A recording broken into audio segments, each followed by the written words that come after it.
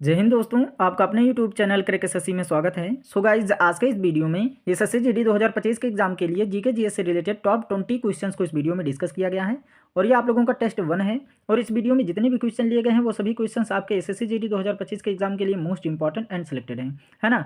मैं आप लोगों को बता दूँ कि एग्जाम से पहले आपके 15 टेस्ट करवाऊंगा, है ना। हर रोज़ 3 टेस्ट करवाए जाएंगे जीके जीएस से और 3 टेस्ट ही हिंदी से करवाए जाएंगे, जिससे कि आपके 15 टेस्ट जो हैं हिंदी के और 15 टेस्ट जीके जीएस के हो जाएंगे। और ये टेस्ट 1 है और इसी चैनल पर मैं आप लोगों को टॉपिक वाइज भी वीडियो प्रोवाइड करवाता हूँ जीके जीएस से रिलेटेड, जैसे कि शास्त्रीय नृत्य, लोक नृत्य और पुस्तक और लेखक अनुच्छेद हो गया और नदी से रिलेटेड हो गया। इन सभी उत्सव और त्यौहार से ये सभी 5-6 टॉपिक मैं करवा चुका हूँ और 4-5 टॉपिक हैं उनको भी मैं लगातार करवाऊँगा एग्जाम से पहले ही, है ना। और ज़्यादा से ज़्यादा क्वेश्चन आपको इन्हीं टेस्ट से देखने को मिलेंगे और जो मैं टॉपिक वाइज क्वेश्चन करवा रहा हूँ उन्हीं से टॉपिक वाइज क्वेश्चन से मिलेंगे, है ना। जितने भी टॉपिक वाइज क्वेश्चन मैं करवाया हूँ वो सभी क्वेश्चन 100 क्वेश्चन के, है ना।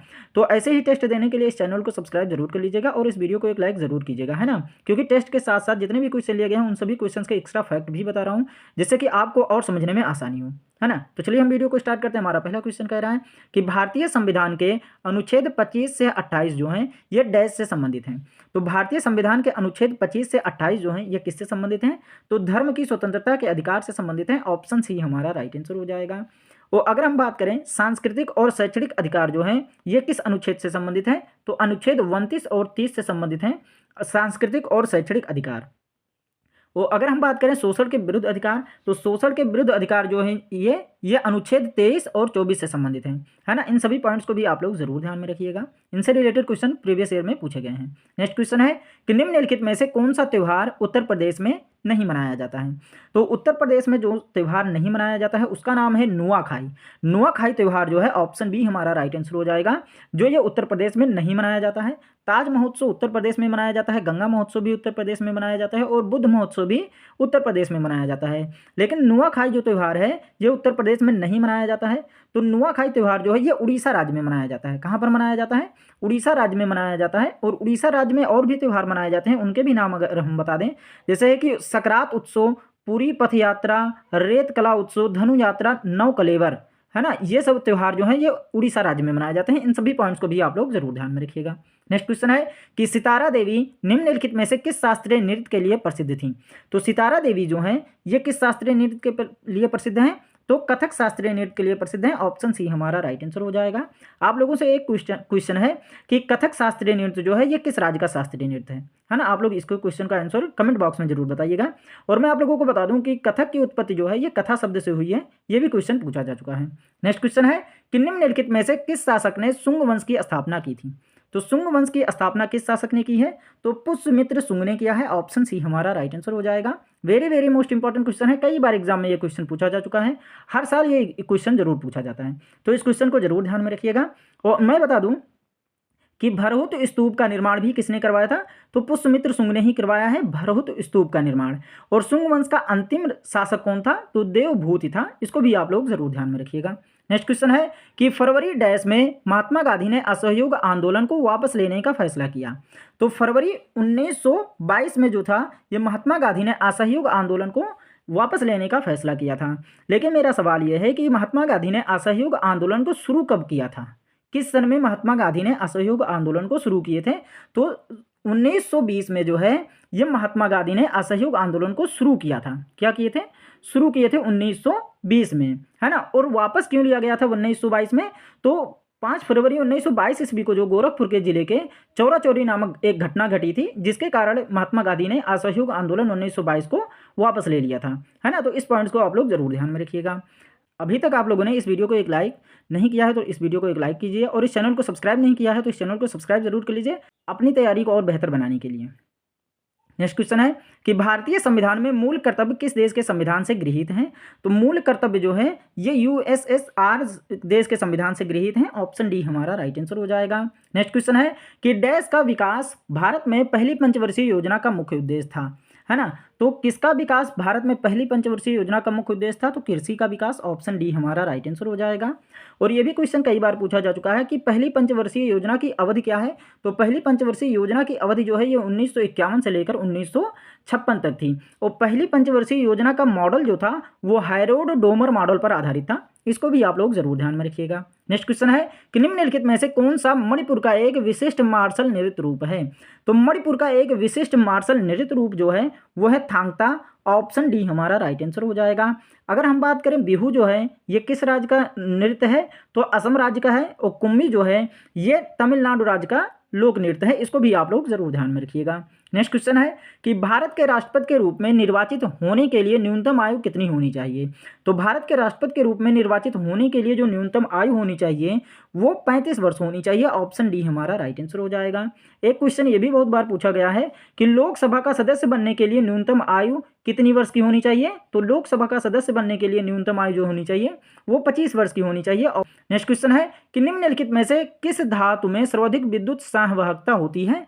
तो चांदी धातु में सर्वाधिक विद्युत संवाहकता होती है। ऑप्शन बी हमारा राइट आंसर हो जाएगा। नेक्स्ट क्वेश्चन है कि व्यापार और वाणिज्य का विस्तार करने और विदेशी मुद्रा लाने में क्या मदद करता है। तो व्यापार और वाणिज्य का विस्तार करने और विदेशी मुद्रा लाने में क्या मदद करता है, तो निर्मित वस्तुओं का निर्यात मदद करता है। ऑप्शन डी हमारा राइट आंसर हो जाएगा। नेक्स्ट क्वेश्चन है कि निम्नलिखित में से कौन सा पुरातात्विक स्थल वर्तमान भारत में स्थित नहीं है। तो वर्तमान भारत में स्थित कौन सा पुरातात्विक स्थल नहीं है, तो मेहरगढ़ हो जाएगा। ऑप्शन सी हमारा राइट आंसर हो जाएगा।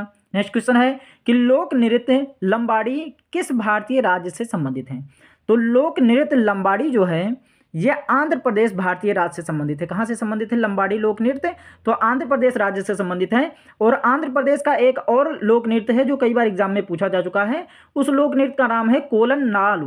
कोलन नालू है ना, ये लोक नृत्य जो है ये आंध्र प्रदेश राज्य का है, इसको भी आप लोग जरूर ध्यान में रखिएगा। नेक्स्ट क्वेश्चन है कि भारतीय संविधान का कौन सा अनुच्छेद राज्यपाल की क्षमादान की शक्ति से संबंधित है। तो कौन सा अनुच्छेद जो है ये राज्यपाल की क्षमादान की शक्ति से संबंधित है, तो अनुच्छेद 161 हो जाएगा। ऑप्शन बी हमारा राइट आंसर हो जाएगा। नेक्स्ट क्वेश्चन है कि निम्नलिखित में से कौन सा सबसे पुराना वेद है। तो सबसे पुराना वेद जो है वो ऋग्वेद है। ऑप्शन डी हमारा राइट आंसर हो जाएगा। और अगर हम बात करें ऋग्वेद में कितने मंडल हैं, तो 10 मंडल हैं। कितने सूक्ति हैं, 1028 सूक्तियां हैं। और कितनी ऋचाएं हैं, तो 10,462 ऋचाएं हैं। इन सभी पॉइंट्स को भी आप लोग जरूर ध्यान में रखिएगा। और तीसरे मंडल में जो है ऋग्वेद के तीसरे मंडल में गायत्री मंत्र है और 9वें मंडल में देवता सोम का भी उल्लेख किया गया है। इन सभी पॉइंट्स को भी आप लोग जरूर ध्यान में रखिएगा क्योंकि इनसे रिलेटेड क्वेश्चन आपके एग्जाम में पूछे गए हैं। नेक्स्ट क्वेश्चन की ओर बढ़ते हैं कि कौन सी पंचवर्षीय योजना बुनियादी ढांचे के विकास यानी बिजली और परिवहन पर केंद्रित थी। तो हमारा राइट आंसर हो जाएगा ऑप्शन सी। पहली पंचवर्षीय योजना जो थी यह बुनियादी ढांचे के विकास यानी बिजली और परिवहन पर केंद्रित थी। ऑप्शन सी हमारा राइट आंसर हो जाएगा। नेक्स्ट क्वेश्चन है कि कार्बन की परमाणु संख्या क्या है। तो कार्बन की परमाणु संख्या जो है वो 6 है। ऑप्शन डी हमारा राइट आंसर हो जाएगा। और नाइट्रोजन की परमाणु की संख्या की बात करें तो वो कितनी है, 7 है। नाइट्रोजन को हम किससे, उसका प्रतीक चिन्ह क्या है, N है। और ऑक्सीजन की परमाणु संख्या की अगर बात करें वो कौन सी है, तो 8 है। उसका प्रतीक चिन्ह क्या है, O है। और फ्लोरीन की जो परमाणु संख्या की बात करें वो 9 है और उसको हम किससे दर्शाते हैं, तो F से दर्शाते हैं, है ना। तो इन सभी पॉइंट्स को भी आप लोग जरूर ध्यान में रखिएगा। नेक्स्ट क्वेश्चन है कि पेशेवर खेल के लिए टेनिस रैकेट की अधिकतम लंबाई कितनी होती है। तो पेशेवर खेल के लिए टेनिस रैकेट की अधिकतम लंबाई जो होती है ये 29 इंच होती है। ऑप्शन ए हमारा राइट आंसर हो जाएगा। नेक्स्ट क्वेश्चन है कि केरल के सबसे बड़े जलप्रपात का क्या नाम है। तो केरल के सबसे बड़े जलप्रपात का नाम जो है वो है अथिरापल्ली जलप्रपात। ऑप्शन सी हमारा राइट आंसर हो जाएगा। और अगर हम बात करें वाझा जलप्रपात की, तो वाझाचल जलप्रपात की अगर हम बात करें तो ये भी केरल राज्य में ही है ना। कहाँ पर है, केरल राज्य में ही है। और अगर हम बात करें दूध सागर जलप्रपात की तो ये किस राज्य में है, तो गोवा राज्य में है। दूध सागर जलप्रपात जो है ये गोवा राज्य में है। और अगर हम बात करें कुंचिकल जलप्रपात जो है ये कर्नाटक राज्य में है। कहाँ पर है, तो कर्नाटक राज्य में है। इसको भी आप लोग जरूर ध्यान में रखिएगा, इन सभी जलप्रपात को भी। नेक्स्ट क्वेश्चन की ओर बढ़ते हैं कि जनगणना 2011 के अनुसार देश का दूसरा सबसे कम जनसंख्या वाला राज्य कौन सा है।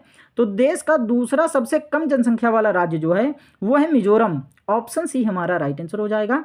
लेकिन अगर यही बात करें देश का पहला सबसे कम जनसंख्या वाला राज्य कौन सा है, तो वो है सिक्किम। कौन सा है, सिक्किम है। इसको भी आप लोग जरूर ध्यान में रखिएगा। और सबसे अधिक 2011 की जनगणना के अनुसार सबसे अधिक जनसंख्या वाला राज्य कौन सा है, तो वो है उत्तर प्रदेश। इसको भी आप लोग जरूर ध्यान में रखिएगा। तो ये आपके 20 क्वेश्चन थे जो आपके एग्जाम के लिए बहुत इंपॉर्टेंट हैं। इसके एक्स्ट्रा फैक्ट भी मैंने बता दिया है। तो आप लोग ये कमेंट करके जरूर बताइएगा कि आपके 20 में से कितने क्वेश्चन सही हुए हैं। है ना। और ऐसे ही टेस्ट देने के लिए इस चैनल को सब्सक्राइब जरूर कर लीजिएगा, क्योंकि आपके एग्जाम से पहले पहले मैं आपको 15 टेस्ट करवाऊंगा जीके जीएस से, है ना। और टॉपिक वाइज वीडियो भी मैं आप लोगों के लिए ला रहा हूँ, जिससे कि आपकी तैयारी और बेहतर हो सके, है ना। और हिंदी के और जीके जीएस के टेस्ट देने के लिए इस चैनल को सब्सक्राइब जरूर कर लीजिएगा और इस वीडियो को एक लाइक जरूर कीजिएगा। मिलते हैं नेक्स्ट वीडियो में, तब तक take care and bye bye.